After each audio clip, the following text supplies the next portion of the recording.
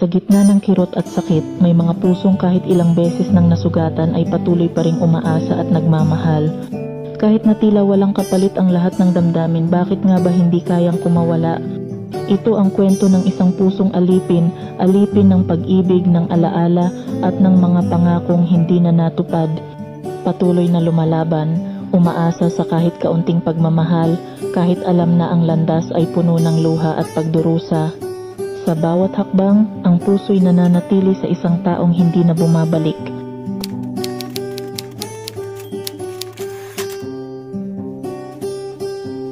Sa bawat pagdampi ng hangin sa aking pisngi, pilit kong nililimot ang iyong ngiti.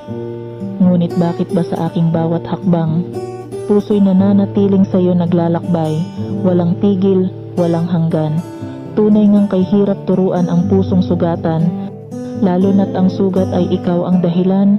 Kahit pa sinasaktan at sa sakit ay balot na balot, bakit ba ikaw pa rin ang tangi kong sagot? Alam kong nagbago na ang iyong damdamin, ngunit bakit ba ang puso ko'y di kayang aminin?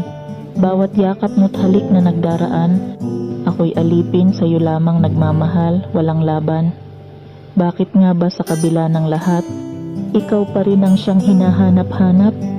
Marahil nga'y ganyan kapag tunay na nagmamahal, kahit na ang puso'y laging nasasaktan, ikaw pa rin ang mahal, ang minamahal. Alipin ng damdamin, alipin ng iyong mga mata. Sa bawat pagtitig mo, ako'y nalulunod sa saya.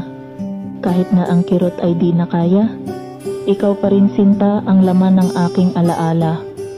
Paano ba ito mahal? Paano ba magtampo sa iyo at mayamot? Kung sa bawat patak ng luha, ikaw ang siyang gamot. Ako'y alipin ng iyong pagmamahal, kahit na wala kang ibinibigay. Sa puso ko'y ikaw pa rin kahit gaano kahirap ang buhay.